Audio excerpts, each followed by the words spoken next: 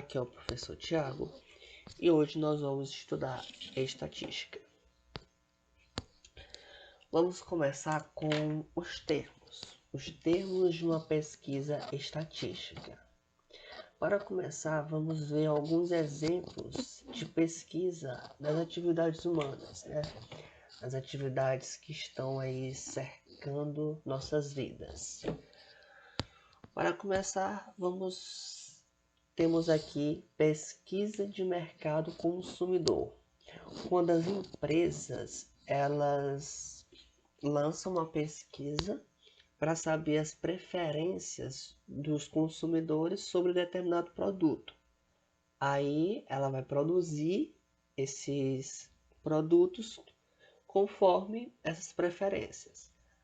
Então, a partir desses dados, ela tem uma noção de como é que está aí a preferência do público consumidor. Outro exemplo de pesquisa muito comum nas nossas vidas, como a gente tem aí de 2 em 2 anos, aparece muito essas pesquisas eleitorais, tanto dos presidentes, dos governadores e prefeitos, aparece muito isso aí nos jornais, sobre a intenção de voto de determinado candidato e nos respectivos períodos, como vemos nesse exemplo aqui, determinados meses ou dias. Outro exemplo de pesquisa que está aí no dia a dia é a pesquisa do desempenho de atletas. Como a gente pode perceber aí, temos velocidade, flexibilidade, força de braço, força abdominal, resistência. Isso relacionado com atletas sadios ou atletas com histórico de anemia e por aí vai. Os exemplos que estão nas atividades humanas são diversos. Tomando um gancho aqui dos desempenhos dos atletas, eu venho aqui indicar um filme que se chama O Homem que Mudou o Jogo. Um filme bastante interessante, que está relacionado bastante com estatística. E é o filme que o protagonista é interpretado pelo Brad Pitt. É um filme baseado em fatos reais e teve 6 indicações ao Oscar em 2012. Do que é que trata esse filme? Bem, o Brad Pitt, ele interpreta um gerente de um time de beisebol e ele acaba desenvolvendo um sofisticado programa de estatística para o clube do beisebol dele. Esse programa consistia em escolher os jogadores com base em suas médias estatísticas. E esses jogadores eram muito desacreditados, os outros clubes não queriam eles, achavam que não tinham capacidade e tal. E esse gerente vai lá com esse estudo estatístico das médias deles, dos desempenhos. Ele vai lá e escolhe esses jogadores e acaba se tornando aí um fenômeno da área do beisebol. É um filme bastante interessante, tem na Netflix, então fica aí a dica, ok? Vamos começar aqui com o termo população e amostra. População é quando você pega todo o conjunto de uma pesquisa e estuda. Por exemplo, toda a turma de sala de aula, aí você pega toda a turma e estuda, por exemplo, a altura dos alunos. Você aí, no caso, está pegando o todo. A amostra é quando você pega uma parte significativa para fazer o estudo. Geralmente, quando é inviável você pegar tudo. No caso das eleições, como eu mostrei.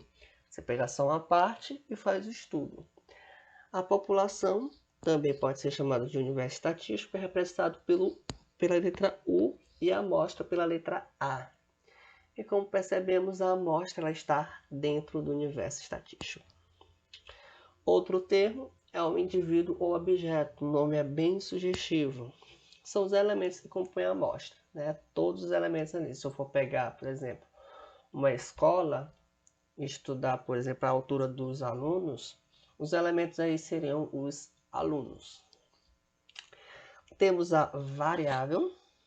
Variável é a característica dos elementos da amostra, ou da população no caso. E, por exemplo, é quando no exemplo das alturas dos alunos, né? Eu vou à escola e quero saber a altura dos alunos. No caso, a variável vai ser a altura, que é a característica do elemento aluno.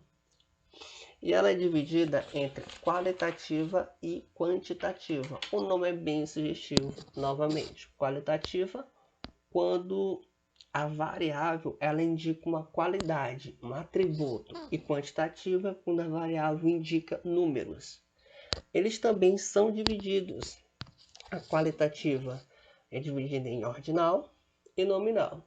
Ordinal, como o nome já sugere também, é quando essas qualidades elas podem ser colocadas em ordem, entendeu? Por exemplo, se eu quero fazer uma pesquisa sobre a escolaridade de determinado grupo, a escolaridade ela é dividida em que? Ensino infantil, ensino fundamental, ensino médio, ensino superior e por aí vai. Ela é qualitativa porque é um atributo, né? Não está relacionado a números. E ordinal porque eu consigo ordenar. A nominal é quando não consigo ordenar. Não tem como eu ordenar. Por exemplo, se eu quero saber a cor do cabelo de um determinado grupo. Cor do cabelo é qualidade. E nominal vai ser nominal porque eu não consigo colocar em ordem. Tipo, não tem como vir preto e depois loiro. Não tem como, entendeu? Qualquer ordem serve. A quantitativa, como eu já falei, sobre números, e ela também é dividida em dois grupos, a discreta e contínua. A discreta é quando os números eles representam uma contagem relacionada a números inteiros. E a contínua é quando se trata de medidas, geralmente com números reais em um maior grupo, né?